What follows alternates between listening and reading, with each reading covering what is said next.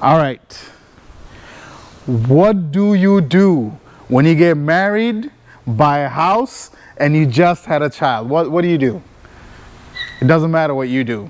Even what Eric does, he buys a low mile Evo 8. I'm talking 56,000 miles on it, right? That is correct. Then he builds it and tunes it on dual maps. That's what you do when you have a child and you have expenses that's choking you. You know what I mean? Yeah. But a long time coming. This is a project car that, you know, he came with. He was when he first picked up the car, it was stock. Eventually, the motor went. Timing belt was out. There's a whole bunch of shit that went wrong. Now it has a 2.2 liter 4G63. I think S2 cams. Yeah. S2 cams. And he got an FP Black journal bearing. We're gonna get into more of that a little bit later, but we're tuning. But this car is 56,000 miles, not a goddamn scratch on it, a good buff. Yeah, that bird shit right there. But this is crazy. Like I'm about to lowball him, and you know, this is a really nice find. So if you see my channel, if you're interested in this, I'm trying to convince Eric to sell this car, you know, and work on something else for us. Plus, I guess, you know, he's got the child and looking out for him, extra friend as well. But this is one amazing. This was really a good, you know, setup for anybody who's thinking about doing this on their own personal car. This thing just kicks, you know, that 2.2 liter feels really good. So today we're gonna tune this car. Setup.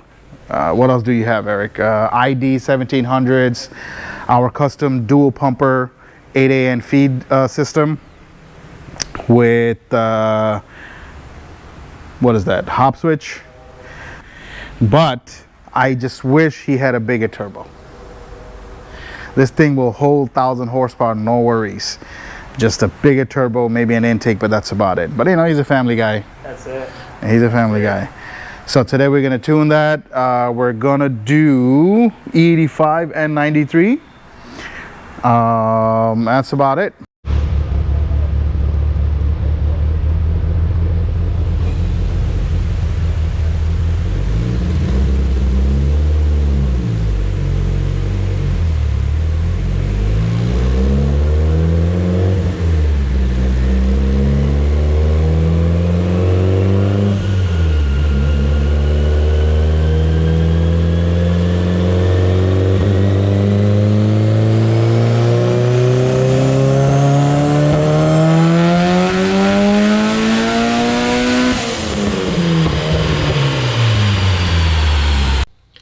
That was super rich. We got a lot of work to do. It's 27 pounds.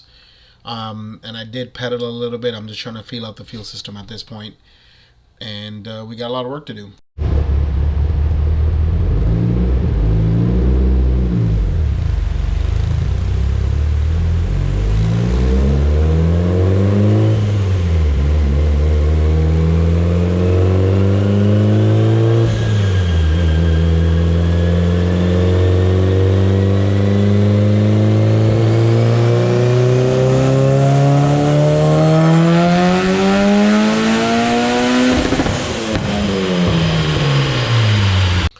This is no adjustments to anything other than just fuel, and the car did make 1 psi less than the last one, but you know, this is where you want to be on 93 anyway. I'm just gonna clean up a little bit of the timing and do another run on 93.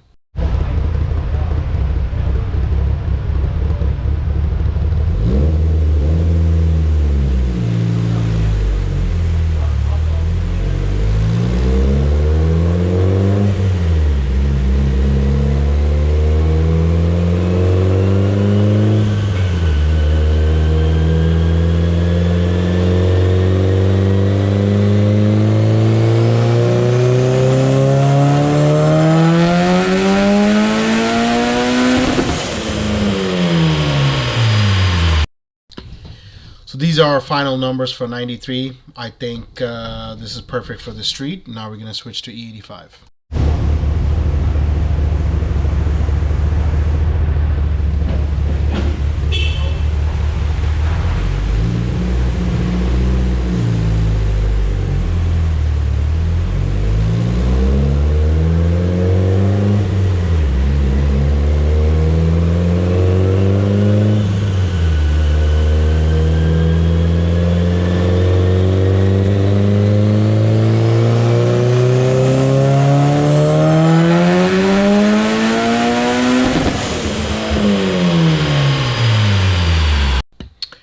So this is on 30, I think it hit like 30, 31 on the boost gauge, but the ECU is reading a little lower. And same map as before, just a little bit more efficient. I am pedaling a little bit. The clutch that he has is a single disc hdss, so I don't want to go all out on low end, and I'm pretty sure this turbo and the combination that it's running will max out this clutch very soon on the torque department.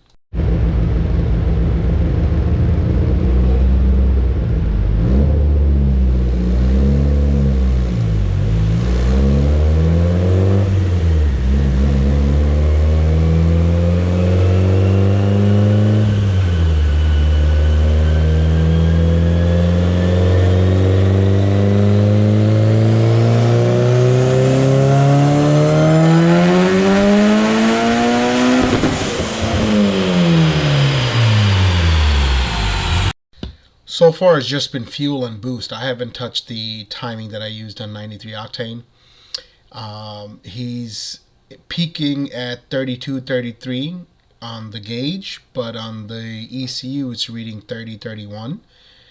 And he's tapering to 27. I believe the headwork and the engine displacement is making the turbo, having to work harder to fill up the volume.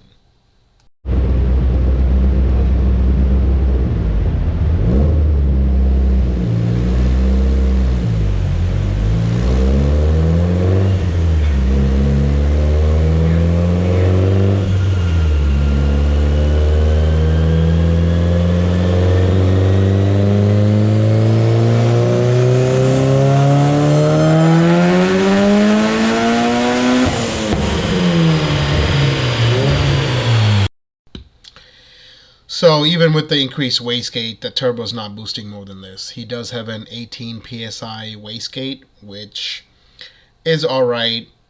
This is a street car. He's not trying to go crazy with it, but the car feels really good. It's producing a lot of torque. We will be stopping here. If I boost it to 38, this car probably would make near 6 or maybe a little bit above.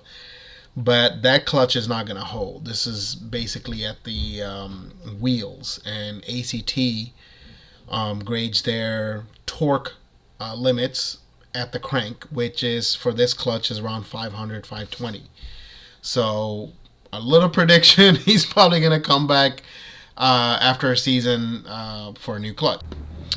So this was a very special project. The car itself, when he bought it, he was excited, and he doesn't want like crazy stuff. He does drive the car very spirited, but he's not really racing. And I know a lot of people is going to say, oh, you would do all this, why would you do this and do that? Well, think about it. He has a lot of stuff in life going on, and this is maximizing whatever he had at the time. He does put the car away during cold seasons. He doesn't drive it. So I think this is perfect street car. Whenever the clutch goes, he will either upgrade, and there's no point in like upgrading the clutch and still keeping the same power. With that, he would probably do turbo and everything else. So it's a whole another power level that he's gonna be both mentally get used to it, physically, and not to mention financially. So we tend not to, we give people choices. We tell them, hey, this is what's going to happen if you have this, if this is the limitations, and you make a decision. There's no pushy, there's nothing. You tell me your goals, I'll tell you what's capable. It's just human beings dealing with human beings. No pressure, no pressurized sales or anything like that. But Eric's gonna be very happy. This car kicks. Like that motor with the 2.2, I feel like it's better than the 2.3 because you do get the revs. This car is still capable of revving to 9K at the end of the day.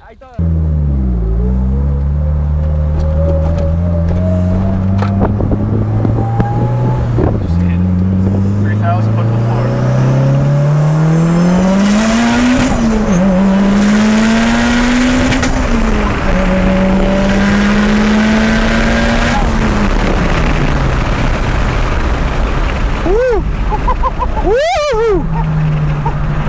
Here?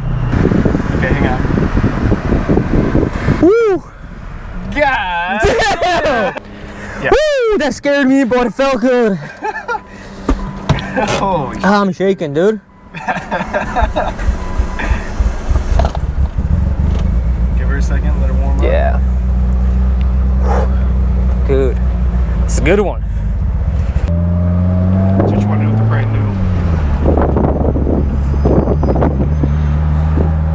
And then we'll just go to that light again and make it right.